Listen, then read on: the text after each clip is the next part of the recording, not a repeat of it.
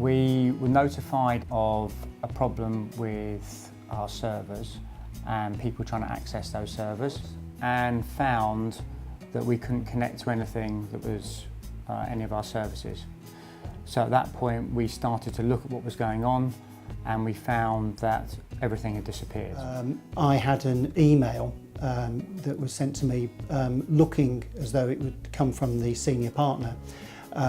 It not only had his name on the email, within the body of the email it actually mentioned the name of our management accountant, and basically it was a request: could I arrange a CHAPS payment, immediate electronic payment. I realised that there was an issue as soon as I spoke to the practice principal, the senior partner, because it became evident to me in a telephone conversation I was having with him that he didn't know what I was talking about. Yeah, we initially noticed our server slowing down and users complaining that the system was slow.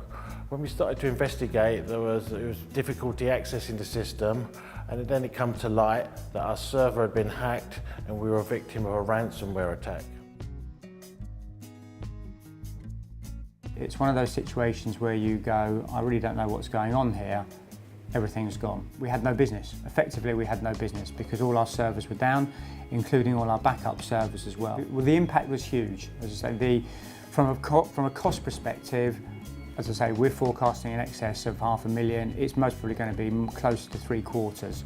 So when you turned on the screen, there was a very simple demand saying that our computer had been hacked, all our data had been encrypted, and we had to pay $500 in Bitcoin to an anonymous account.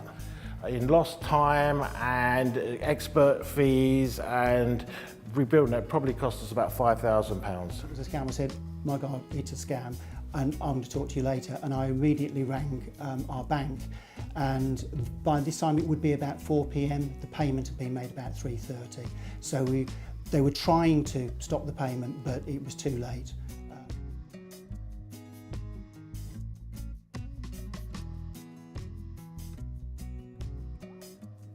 This type of hacking is much bigger than burglary. It's much easier for them to get into our system through the internet than it is to smash our front door down, and safer for them. So take this very seriously. It cost us £46 in the end, which is the amount we didn't recover, but an awful lot of heartache. But on the plus side, we've learned a major lesson. I think it's better to upset your boss by not actually doing that transaction than upset the entire ownership of the business by losing £10,000. One of the first things I consider is to make sure that you have adequate backups, that your network is secured and regularly backed up. So if you were to suffer any kind of encryption or malicious software, that you're able to go back to a backup and restore everything. Yep. Another thing I would suggest is to look at your passwords. Have you got a strong password? Do you change it regularly? Is it made up of different characters, letters, numbers, not dictionary words, something that isn't easily brute force attacked by a computer? So always check your passwords are strong. The other thing I would do is to make sure that your staff are aware of exactly the kind of threats that could come via an email and other such things that they may access, so to make sure that they know not to click on links, not to download software that they're not sure about, to make sure that your network is therefore protected.